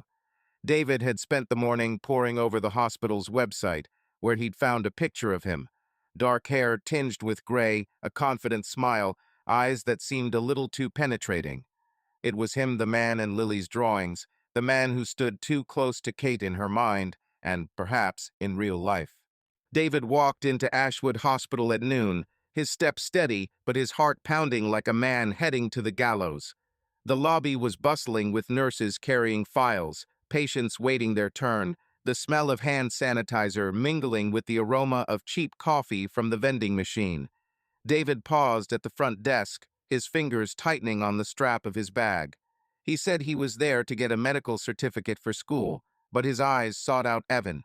He spotted him at the far end of the hallway, tall and wearing a white coat, holding a file, talking to a nurse. David stepped forward, his throat tightening, but he forced himself to move. "Dr. Crow?" he asked, his voice even but with a hint of steel in it. Evan turned around, his face lighting up with a small smile, but his eyes were studying David carefully. "Yes, it's me," he said, his voice warm but slightly wary. "How can I help you?" David looked at him, his gaze heavy, as if he was trying to punch a hole in that mask of confidence. "I'm David Wilson, Kate's husband," he said, his tone calm, but each word like a stone thrown into water. "I just wanted to meet you. Kate talks about you a lot." Evan blinked, but his smile didn't waver. "Oh, Kate's a great nurse," he said, his voice light but wary. "We work together a lot. She's probably told you about the shifts here." "Yeah, she did," David said, his eyes never leaving Evan's face. "She works a lot. Too much sometimes." Evan nodded, his fingers tightening slightly on the folder. "It's true. Hospitals can be exhausting, but Kate copes better than most." David smiled, but his smile was cold as a winter wind. "It's good that she has support," he said, his voice almost soft, but there was a menace in it that was impossible to ignore. "Family is important too, you know." Evan held his gaze, his face remaining calm, but a slight shadow appearing at the corners of his eyes. "Of course," he said, "family is everything." They stood in silence for a few moments, the air between them thick as before a thunderstorm. David felt his heart pounding, but he didn't let his emotions get the better of him. He nodded, briefly, as if to make a point, and turned to leave. Evan watched him go, his fingers still clutching the folder, the smile slowly fading from his face. At home, David sat at the kitchen table, a piece of paper in front of him on which he had written down Kate's shift schedule, which he had found in her bag. He knew it was wrong, that he was intruding into her life, but he couldn't stop. He began to notice patterns. Her late shifts often coincided with days when Evan was in the hospital. He remembered watching Kate get into a car, once not their old Toyota, but a black SUV he didn't recognize. Now he was sure it was Evan. He began to follow the routes: the hospital, the corner cafe where Lily had seen them, the small motel just out of town that he had noticed on her GPS. He was no detective, but his mind, accustomed to analyzing historical facts, was now piecing together the pieces of their personal tragedy. He stood up, his steps heavy, as if he were carrying the entire house on his shoulders. He walked to the clock in the living room, its face still as a dead man's face. He opened the glass lid, his fingers brushing his hand, but it did not move. The clock had stopped, not just lost, but frozen as if it refused to continue. David stared at it, his throat tightening. This was not just a machine. This was their family, their time, now over. He closed the lid, his hand shaking, but he did not allow himself to break. He was ripe, like a storm gathering strength before it crashes down on everything around it. Kate was in the hospital, her fingers fiddling with the bracelet on her wrist, a gift from Margaret that she wore even when everything else seemed pointless. She'd avoided Evan all day, his message about the beach house still burning in her mind. She wanted to say yes, she wanted to run away, but every time she imagined it, she saw Lily, her cold gaze, her words like shackles. She saw David, his tired eyes still searching for something in her that she could no longer give. She felt trapped, not just by her family, but by herself, the Kate who wanted to be a good wife, a good mother, but didn't know how. Evan found her in the staff room, his presence like a warm breeze on a cold day. "Are you okay?" he asked, his voice soft but filled with concern. "You've seemed off all day." Kate looked at him, her eyes full of pain. "I don't know, Evan," she said, her voice shaking. "I don't know what I'm doing." He stepped closer, his hand touching her shoulder, but she pulled away. "Don't," she said, her voice firm but sad. "I can't, not now." Evan nodded, his face calm but a hint of disappointment in his eyes. "I'll wait," he said quietly, "but you know where to find me." Kate watched him go, her heart clenching. She wanted to run after him, to tell him she was ready, but instead she remained seated, her fingers clenched around the bracelet as if it could keep her from falling. Lily sat in her room, her sketchbook open but not drawing. She stared at the blank page, her fingers gripping her pencil so tightly it almost broke. She knew about Kate's letter, she knew about the suitcase, she knew her mother wanted to leave. Her terror was like a wave that washed over her and receded, leaving a void in its wake. She hadn't told David, not because she wanted to protect Kate, but because she was afraid the truth would ruin everything. But her silence was her new game, her way of maintaining control, even if that control was as fragile as glass. She went downstairs, her steps silent. She stopped at the clock, its motionless face like a mirror that showed her her own fear. She touched the glass cover, her fingers trembling. The clock stopped, and there was something final about it, as if the house had given up. She wanted to scream, she wanted to smash it, but instead she just stood there monthly, her breathing uneven, as if she were afraid to inhale too deeply. David returned home late, his coat damp from the fog. He noticed that Kate's suitcase was still by the door, but it was open now, as if she were checking its contents. He didn't ask, didn't say anything. He walked into the living room, his gaze falling on the clock. It was silent, its hands frozen at 12 minutes past 9.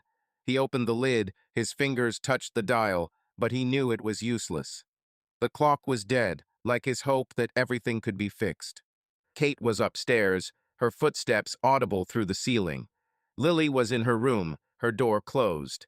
David stood by the clock, his heart pounding but his face calm as a lake before a storm. He knew who Evan was, knew where he went, knew that Kate wanted to leave. But he said nothing. His silence was his weapon, his way of holding himself together until he could decide what to do next. And in that silence, he felt his pain turn into something else, a determination that was like a fire smoldering beneath the ashes. Night fell over Ashwood like a heavy curtain, hiding the town in a thick shroud. The rain that had begun in the evening pounded the rooftops, turning the roads into mirrors that reflected the lights of street lamps and the occasional car. The house on Maplewood was silent, but it was not the silence that brought peace, but an ominous silence, like the calm before a storm. The clock in the living room was silent, its pendulum frozen, its hands frozen at 12 minutes past 9, as if time had decided to stop moving. 9.5 weeks had passed since Margaret had died, and her absence was not just a wound, but an abyss into which the whole family was falling. David, Kate, and Lily were like shards of broken glass, sharp, dangerous, unable to be whole again. Kate sat in the kitchen, her fingers wrapped around a mug of tea whose steam had long since dissipated. Her face was pale, her eyes red, as if she hadn't slept in days. She had avoided the hospital since she had decided not to respond to Evan's text about the coast, but his presence still lingered in her thoughts, like a ghost she couldn't exorcise. She felt torn. Part of her wanted to run to him, to his warmth, to his promises of freedom, and another part clung to Lily, to David, to the house that, despite everything, was still her anchor. She hadn't given away the letter she'd written, but his words burned within her, hidden in a drawer, like a secret that could explode everything around her. David was in the basement, his figure hunched over a workbench where his father's old tools lay: a hammer, screwdrivers, a couple of wrenches. His movements were slow, almost ritualistic, as if he were searching for an answer in the cold metal. He knew about Kate and Evan, knew about her suitcase, knew about her plan to leave. His encounter with Evan at the hospital had only strengthened his confidence. He was too smooth, too sure, like a man who was used to taking what he wanted. David was not a man of anger, but in recent days something new had been growing in him, not rage, but a cold, methodical determination, like a chess player who can see the board 10 moves ahead. Lily was in her room, Her sketchbook closed on the table, but she had not touched it. She knew about Kate's letter, she knew about the suitcase, she knew her mother was teetering on the edge. Her blackmail demanding the phone and attention had been her attempt to keep Kate, but she knew now that it had not worked. She sat by the window, looking out at the rain, her fingers tugging at the edge of the curtain. Her dreams were full of new images: Kate walking into the fog, Evan with his face melting into shadow, and the clock whose hands fell like leaves, leaving the face empty. She felt something coming, but she could not name it, like a child who hears footsteps in the dark, but cannot see who is coming. It was a cold Friday night, the road out of Ashwood glistening with rain, turning the asphalt into a black mirror. Evan drove in his black SUV, his fingers tapping the steering wheel to the radio, which was playing soft jazz. He was driving home from the hospital, his mind on Kate, her silence, her hesitation, her eyes that said more than her words. He didn't know she hadn't texted him back, but he sensed she was close to saying yes. He turned onto the narrow road that led to the motel where they sometimes met, his headlights picking up the wet trees and puddles that splashed under his tires. Suddenly, the headlights illuminated a figure on the side of the road, a dark silhouette that disappeared so quickly that Evan wasn't sure he'd even seen it. He frowned, his hands tightening on the steering wheel as the car began to slide on the wet pavement. He stomped on the brakes, but the pedal felt soft, almost weightless, as if someone had sucked the life out of it. The Jeep swerved, the tires screeched, and the next second it slammed into a tree at the side of the road with a thud that cracked the glass and crumpled the metal like paper. The silence that followed was deafening, broken only by the hiss of the radiator and the distant sound of rain. The news of the crash reached Ashwood by Saturday morning. At the hospital where Kate worked, the corridors were filled with whispers. Dr. Crow, the new doctor, had been in an accident. Broken bones, concussion, serious but stable. Kate heard it as she drank coffee in the break room, her fingers gripping the plastic cup so tightly that it cracked, spilling hot coffee all over her hand. She didn't scream, didn't cry, she just stood there, her eyes empty, as if someone had turned off the light inside her. She didn't go to Evan, didn't ask about him. She just went back to work, her movements mechanical, like a puppet whose strings were stretched to breaking point. David learned of the crash from his colleague Kate, who had called to ask if she was okay. He listened, his face a mask, but something stirred inside him, not joy, not relief, but a cold, almost mechanical satisfaction. He said nothing, just thanked her for calling and hung up. He sat in the living room, his eyes glued to the clock, which was silent, as if it knew his secret. He was not a man to act impulsively, but his mind, accustomed to analysis and planning, had found a way. He knew Evan's schedule, he knew his routes, he knew where he would be on Friday night. He knew how to loosen the brake hose so that it would look like wear and tear, like a crash on a slippery road. He left no trace, no evidence. It was an accident, that's what everyone would say, and that's what it looked like. But the reader knew the truth. It had not been an accident. David had eliminated his rival, not out of anger, but out of a cold, methodical need to protect what was left of his family. He did not feel guilty, not right away. He felt that he had regained control, even if that control was fragile, like glass about to crack. Police arrived at the scene an hour after a passing driver spotted the Jeep half slid into a ditch, its windshield shattered and its side dented. Rain was pouring down, washing away tire tracks, blood, time. The car was leaning as if it had dropped to its knees in exhaustion. Officer Riley, a middle-aged man with a gray raincoat draped casually over his shoulders and a face tired of the routine of other people's tragedies, looked around the car, jotting down short, mundane phrases in a notebook. The mechanic, called later, threw up his hands. The brakes were worn, the road was slippery, and the turn was dangerous. Nothing out of the ordinary, Riley muttered to his colleague. Just an accident. Another one. They interviewed several drivers who had driven nearby that night, but no one saw anything but rain. No strange figure on the side of the road, no flashing headlights, no screams. The case was finally closed by midday. Closed quickly. Official. A weather-related accident. An unfortunate coincidence. Kate found out about it by chance, not from the news, not from her boss, but from a colleague whispering in the hallway near the break room. The police didn't find anything, she said, her voice full of sympathy, but too cautious, as if she were afraid that sympathy might touch something sharp. Just a slippery road. Poor Dr. Crow. He didn't have anyone here. Kate nodded. Her face remained calm, almost detached, but inside everything was crumbling. It was as if someone had pulled out the rod that held her up from the inside, and now she could barely stand on her feet. She didn't know how it happened, but the thought, like a needle, pulsated in her head. It's my fault.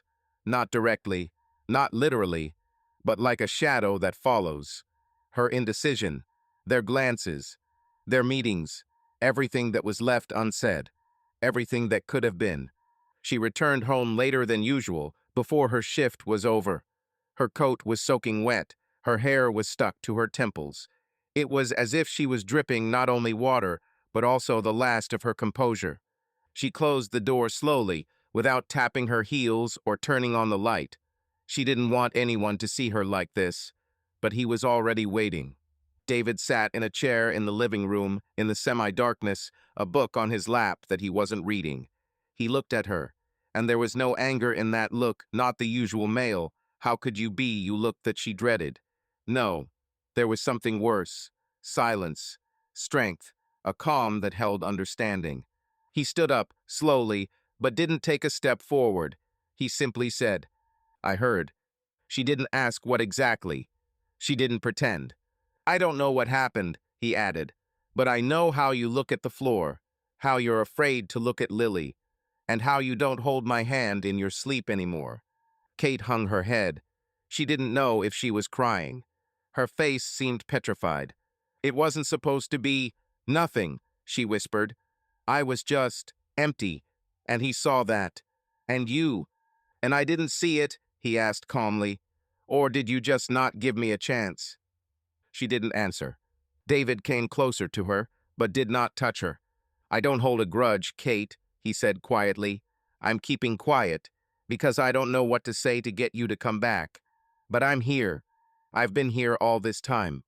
Kate sobbed, once, almost silently. "He's gone," she said. "It's the end." "No," he replied. "The end is when you leave for good."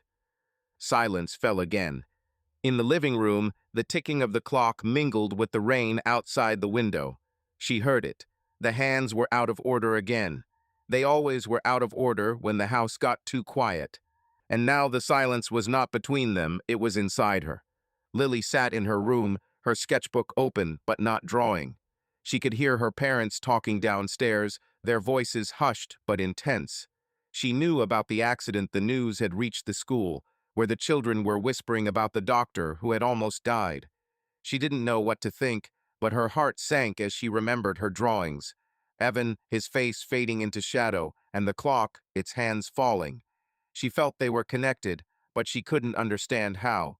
She went down to the living room, her steps as silent as a cat's. She stopped at the clock, still facing an accusation. She touched the glass, her fingers trembling. The clock was silent, and in that silence she felt the truth she was hiding growing heavier. David walked into the living room, his gaze falling on Lily. "Are you okay, baby?" he asked, his voice soft but tired. Lily nodded, but her eyes never left the clock. "They're broken," she said quietly, her voice barely audible. "Completely." David looked at his watch, his face motionless. "Yes," he said, his tone even, but there was something in it that made Lily flinch. Sometimes things break and can't be fixed. He went into the kitchen, leaving her alone. Lily stood by the clock, her heart pounding. She didn't know what had happened to Evan, but she felt like her father had something to do with it. She said nothing. Her silence was her shield, but now that shield felt too heavy. Kate sat in the bedroom, her fingers clutching Margaret's bracelet as if it could give her answers. She thought about Evan, about his wrecked car, about how close he had come to dying. She thought about the letter she had never given, the suitcase that had never carried her away. She felt trapped, not just by Lily and David, but by her own guilt, like a shadow following her. She could hear David's footsteps downstairs, his voice when he spoke to Lily, and there was something in that voice that frightened her, not anger, but a calm that was too deep, too cold. She came downstairs, her steps hesitant. David stood at the sink, washing dishes, his movements slow, almost meditative. "Have you heard about Evan?" she asked, her voice quiet but trembling. David turned, his eyes meeting hers, and for a moment she saw something in them that made her heart stop. "Yes," he said, his tone as even as the surface of a lake. "An accident. Too bad." Kate nodded, her fingers tightening around the bracelet. She wanted to ask, wanted to shout, but the words were stuck. She turned and walked away, her steps heavy, as if she were carrying the entire house on her shoulders. David watched her go, his hands still in the soapy water. He knew what he had done, knew the police would find nothing. He felt no guilt, not now. He felt he had protected his family, even if it meant becoming someone he had never wanted to be. He looked at his watch, it still facing a mirror that showed him his true face. And in that reflection, he saw not a history teacher, not a loving husband, but a man who had done what had to be done. Lily stood in the doorway of the living room, her eyes glued to her father. She didn't know what he'd done, but she felt the truth close by, like a shadow breathing down her neck. She was silent, her heart pounding, but her face was still, like the face of a clock that no longer ticked. Morning in Ashwood arrived with a deceptive clarity, as if the sky had decided to pretend nothing had happened. Sunbeams filtered through the curtains of Maplewood House, but their warmth could not melt the cold that had settled within the walls. The silence was not just the absence of sound, but something alive, something tangible, like a spider's web that entangled everything. The old clock in the living room was silent, its hands frozen at 12 minutes past 9, as if time had decided not just to stop, but to turn back, rewriting everything that had been. 10 weeks had passed since Margaret had been gone, and her death was not just a loss, but a catalyst that had turned the family into shadows of themselves. Kate, David, and Lily were like figures in a painting whose colors had faded, leaving only outlines ready to dissolve into the void. Kate sat on the edge of the bed, her hands in her lap, her fingers fiddling with Margaret's bracelet, her last link to reality. Her face was pale, her eyes as empty as the windows of an abandoned house. The news of Evan's accident had torn through her like lightning, leaving scorched earth in its wake. She hadn't gone to the hospital to see him, hadn't called, hadn't asked. She was afraid to see him, afraid of the truth that might spill out of his eyes. But she was even more afraid of what she was beginning to suspect. David had been too calm, too attentive, his words too measured, as if he were playing a role he had rehearsed in advance. She remembered the look in his eyes when he talked about the accident, his cold sorry that sounded like a period in a sentence she didn't want to finish. Kate knew that Evan hadn't just slipped on the wet road, something about it was wrong, like a note that sounds out of tune in a familiar melody. She walked downstairs, her steps unsteady, as if the floor might cave in beneath her. David was in the kitchen, making breakfast bacon and eggs, the smell of which seemed out of place in this house. He turned, his face lit up with a gentle smile, but there was a shadow in his eyes that Kate couldn't ignore now. "Did you get enough sleep?" he asked, his voice warm but wary, like a man walking on thin ice. "I thought you might want to eat. You look off." Kate nodded, her fingers tightening around the bracelet. "Thank you," she said, her voice hoarse, as if the words were being forced out. She sat at the table, but her gaze was fixed on the window, where the sunlight seemed alien, as if it belonged to another world. David placed the plate in front of her, his movements smooth, almost caring. "I know you're worried about Evan," he said, his tone even, but there was something about it that made her heart clench. "But he'll pull through. The doctors say he's stable." Kate looked at him, her eyes narrowed. "Have you talked to the doctors?" she asked, her voice quiet but sharp. David shrugged, his face remaining calm. "I just asked your colleague when she called. I wanted to make sure everything was okay." She nodded, but her mind was elsewhere.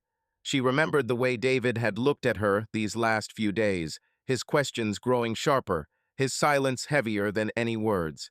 She remembered the suitcase he had seen, the letter she had never given him, but which she was sure he had found. She didn't know how he had done it, didn't know what had happened on that road, but her mind, accustomed to analyzing symptoms and diagnoses, was now putting together the pieces of another puzzle. And that puzzle pointed to David. Lily sat in her room, her knees pulled up to her chest, her eyes fixed on the floor where her sketchbook lay, closed like a chest of secrets. She hadn't drawn since she'd learned of Evan's accident. Her dreams were full of new images: the wrecked car, the black SUV crumpled like paper, and blood that flowed not from wounds, but from cracks in the asphalt. She felt that her blackmail of Kate, her demands for her phone and attention, had been more than child's play. It was something dark, something that had made her part of this tragedy. She saw herself in the mirror, not the girl with the curls and the big eyes, but the monster whose words and silence had pushed the world to the brink. She hadn't told David about Kate's letter, hadn't told him about the suitcase, but now her silence was not a weapon, but a chain that bound her. She walked down to the living room, her bare feet quiet, as if she were afraid to wake the house. The clock stood still, its face like a face that no longer spoke. She touched the glass lid, her fingers shaking. She remembered her drawings, the cracked dial, the blood, the shadows. She didn't know what Evan's accident had to do with her family, but she felt that her own actions, her blackmail, her control were part of it. She had stopped demanding things from Kate and had stopped playing her game, but that didn't ease her guilt. She felt like a monster who couldn't wash away the darkness she had caused. Lily returned to her room, her gaze falling on the sketchbook. She opened it, but instead of drawing, she began tearing the pages, slowly, methodically, as if she could destroy her fears. The pieces of paper fell to the floor like snow, but her hands were still shaking, as if the truth was still inside her. David watched Kate at breakfast, his eyes searching hers.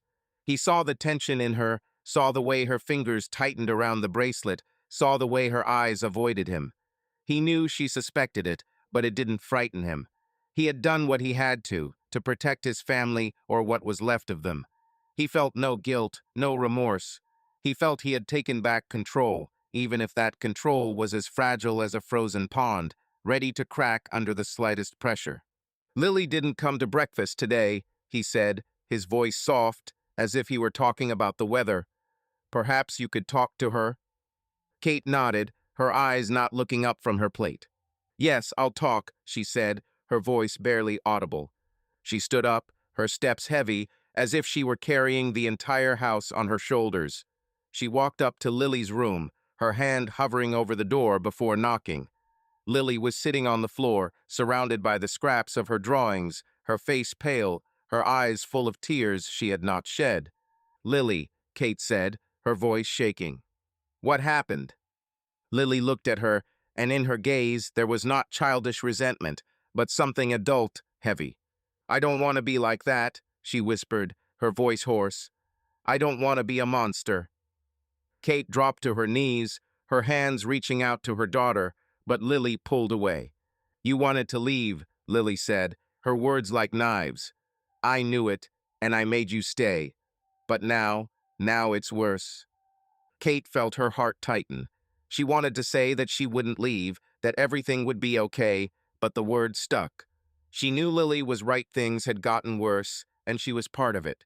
She knew David had done something, she knew Evan's accident hadn't been an accident, but she remained silent, like Lily remained silent, like David remained silent. Their silence was their prison, their way of keeping themselves together, even if it meant keeping each other at a distance. David stood in the living room, his gaze fixed on the clock. It was silent, its hands frozen, as if time had decided to turn back, to erase everything that had been. He touched the glass lid, his fingers were cold, but he did not feel the cold. He felt he had done what he had to, but the victory was empty. Kate suspected Lily had withdrawn, and the house he had tried so hard to preserve was now like a museum, full of memories but devoid of life. He went down to the basement, where the tools he had used that night still lay. He did not touch them, but he looked at them, as if they could tell him what he had become. He was not a killer, not a monster, he was a man who had protected his own. But now he saw that the protection had destroyed more than it had saved. He returned upstairs, his steps heavy, as if he carried not only the house on his shoulders, but also a truth that no one had spoken out loud. Kate sat in the bedroom, her fingers still wrapped around the bracelet. She thought about Evan, about his wrecked car, about how close he had come to dying. She thought about David, about his calm that was too deep, too cold. She thought about Lily, about her eyes that saw her as a monster. She wanted to leave, she wanted to run, but now she knew there was nowhere to run. She was part of this house, part of this pain, and running away would only make it worse. Lily lay in her room, her eyes closed but sleep would not come. She heard her parents' footsteps downstairs, their voices muffled but full of tension. She knew that her silence, her blackmail, her control game had led to this. She saw herself as a monster, and the thought was like a poison she couldn't get rid of. David stood by the window, his gaze fixed on the street, where the sunlight seemed alien. He knew Kate was suspicious, and knew Lily was hiding something. But he was silent, as they were silent. Their silence was their new language, their way of living with a truth no one dared to say. The clock in the living room was silent, its hands frozen, as if time had decided to turn back, but instead it had simply stopped, leaving them trapped in a place where everything had changed forever. 5 months had passed since the night Evan's black SUV had crashed into a tree, and Ashwood seemed to have recovered from the shock like a man who had learned to live with chronic pain. Spring had come softly to the town, with the maples in bloom and a warm wind that carried the scent of freshly cut grass. The house in Maple Woods stood as before, its walls the same, but inside, everything had changed, not visibly, not on the surface, but deep, like a crack in the foundation that cannot be seen but threatens the whole building. The clock in the living room was silent, its hands frozen at 12 minutes past 9, but no one had tried to fix it. It had become a relic, a silent reminder that time no longer flowed forward in this house. Kate, David, and Lily lived as if everything had returned to normal, but their lives were like a theater where the actors had forgotten their roles, acting only out of habit. Kate had fallen back into her usual routine of shifts at the hospital, dinners, small talk. Her dark hair was neatly pulled back into place, and her eyes, though no longer as bright, were no longer empty. She didn't talk about Evan, who had left Ashwood after his accident, leaving behind only rumors and her own memories. She didn't mention the letter that remained in the drawer, undelivered, but still burning like a coal smoldering beneath the ashes. She tried to be a mother, a wife, but her movements were careful, as if she were afraid of touching something fragile. She felt David's gaze, his calm, which now frightened her more than his anger ever would. She suspected that the accident had been no accident, but she didn't ask, not because she didn't want to know, but because she was afraid of the answer. Her silence had become her way of surviving, her way of holding her family together, even if that family was a shadow of what it had once been. David was back teaching, his Civil War history classes filled with dates and facts again, delivered with his usual passion. His colleagues noticed that he was quieter, his smiles less often, but no one asked what had changed. He had been a man of order, a man who believed that everything could be fixed, but now he knew that some things were broken forever. He didn't talk about Kate, he didn't talk about Evan, he didn't talk about what he had done that night when he had loosened the brake hose. He didn't feel guilty, not exactly. He felt that he had protected his family, but that protection had left him with an emptiness he couldn't fill.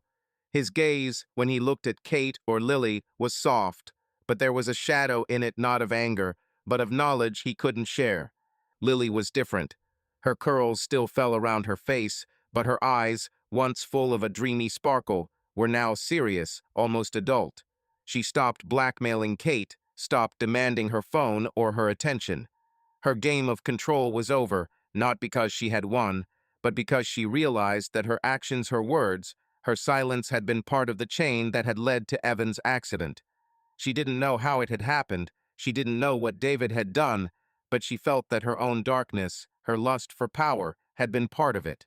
She became quieter, her drawings were no longer frightening, but they were still full of symbols, clocks, shadows, cracks. She didn't talk about her fears, didn't talk about the guilt that gnawed at her like a worm lodged in her heart. She simply lived, but her life was like walking a tightrope, where every step could be her last. The spring school show was the event everyone at Ashwood had been waiting for. The school gym was decorated with fairy lights, the walls were covered with students' drawings and crafts, and the air was filled with the smell of homemade cookies and lemonade. Parents, teachers, and children milled about the booths, their voices mingling in a buzz that was both joyful and exhausting. Lily was participating in the show for the first time in a year. Her teacher, Miss Hartman, had insisted that she show her work despite her reclusiveness. Kate and David had come together, their hands not touching but standing close together as if trying to maintain the semblance of family. Kate was wearing a light dress she hadn't worn in years, and David was in his usual shirt sleeves, his face calm but his eyes scanning the crowd. Lily stood at her stand, her hands clasped in front of her eyes wandering over the drawings she had chosen to display. Most were innocuous landscapes, flowers, silhouettes of birds, but one drawing stood out. It was large, drawn in charcoal and watercolor, and it took center stage on the stand. It was a clock, not the one in their living room, but a different one, fictional, but with the same pain. Its face had been torn in half, as if someone had hit it with a hammer, and the hands stuck out in different directions, like bones wrenched from their sockets. Shadows like blood were showing in the cracks in the face, and lines curled around the clock like a web, entangling everything. Below the drawing was a caption, written in Lily's neat but shaky hand, "I know what you did." Kate stopped in front of the drawing, her breath caught in her throat. She stared at it, her fingers tightening on the strap of her bag as if it would keep her from falling. She saw in that drawing not just a watch, but truth about herself, about David, about what had happened that night. She knew Lily had seen her with Evan, knew her daughter had found the letter, but now she felt Lily knew about what David had done. Tears welled up in her eyes, but she refused to let them fall. She turned to David, her gaze full of questions she couldn't ask. David stood nearby, his face motionless as a mask. He stared at the drawing, his eyes narrowed, but he said nothing. Lily's signature, "I know what you did," was like a blow he hadn't expected. He knew Lily felt something, knew that her drawings had always been her way of telling the truth, but now that truth was too close. He didn't look at Kate, didn't look at Lily. His gaze was fixed on the drawing, on that broken watch that was like a mirror showing him his own face, the face of a man who had done something he couldn't undo. Lily stood back, her hands shaking but her eyes fixed on her parents. She saw Kate staring at the drawing, saw David freeze. She hadn't meant for this to happen, she hadn't meant for her drawing to be an indictment, but it was true. She felt like a monster, but now that monster was speaking, and its voice was louder than she'd expected. She wanted to go to them, to tell them she was sorry, that she hadn't meant for things to turn out this way, but her feet were rooted to the floor. She remained silent, her silence her last shield, but now that shield was cracking at the seams. Kate and David walked home in silence, their steps synchronized but empty, like a chasm they couldn't cross. Lily sat in the back seat of the car, her sketchbook clutched to her chest as if it could protect her from the world. The house greeted them with a silence that was heavier than ever. Kate walked into the kitchen, her fingers automatically reaching for the kettle, but she paused, her gaze falling on the clock in the living room. It was silent, but she saw it differently now, not as a broken mechanism, but as a symbol of what they had lost.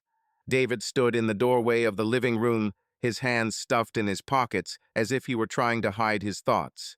He looked at his watch, its motionless face an accusation he couldn't ignore. He knew Kate suspected, knew Lily knew more than she was letting on. But he said nothing. His silence was his fortress, his way of keeping himself in check, even if that fortress was built on lies. Lily walked up to her room, her footsteps quiet, but each one pounding in her chest. She opened her sketchbook, her fingers shaking as she looked at the sketches that hadn't made it into the exhibition. Kate walking into the fog, Evan, his face fading into shadow, David standing by the clock, his hands covered in what looked like blood. She closed the book, her eyes filling with tears, but she wouldn't let them fall. She knew that her drawing in the exhibition was her last word, her way of telling the truth she couldn't say out loud. But now that truth was like poison, poisoning everyone. At night, the house was dark. only the faintest light of the moon filtering through the curtains. Kate lay in bed, her eyes open, staring at the ceiling where shadows danced like ghosts. She thought about Lily's drawing, his signature, the way David froze when he saw it. She knew he had done something to Evan, knew the accident had been no accident. But she couldn't ask, couldn't break the silence that held them together. She rolled over, her hand brushing the empty space where David should have lain, but he was awake. She could hear his footsteps downstairs, his presence like a shadow following her. David stood in the living room, his gaze fixed on the clock. It was silent, but now he could hear a sound, not a ticking, but something else, low, almost imperceptible, as if the clock were trying to speak. He opened the glass lid, his fingers touched the dial, and in that moment he felt his hands tremble. They began to move not forward, but backward, slowly, with an agonizing creak, as if time had decided to rewrite everything that had been. He watched, his heart pounding, but he did not stop them. He knew it was impossible, he knew it was his imagination. But in that moment he felt the clock telling him the truth about what he had done, about what he had lost. Lily sat by the window in her room, her eyes fixed on stars that seemed too far away. She could hear the creaking of the clock downstairs, its strange, backward ticking. She knew her drawing had changed everything, knew her parents had seen it, knew she knew. But she couldn't speak, couldn't apologize, couldn't fix it. She was part of this darkness, part of this family that was now like a broken clock, ticking backwards into nowhere. If this were a film, the camera would linger on David's face, his eyes full of pain and determination, his lips pressed into a thin line. It would slide to Kate, her gaze full of suspicion and fear, her hands clutching Margaret's bracelet.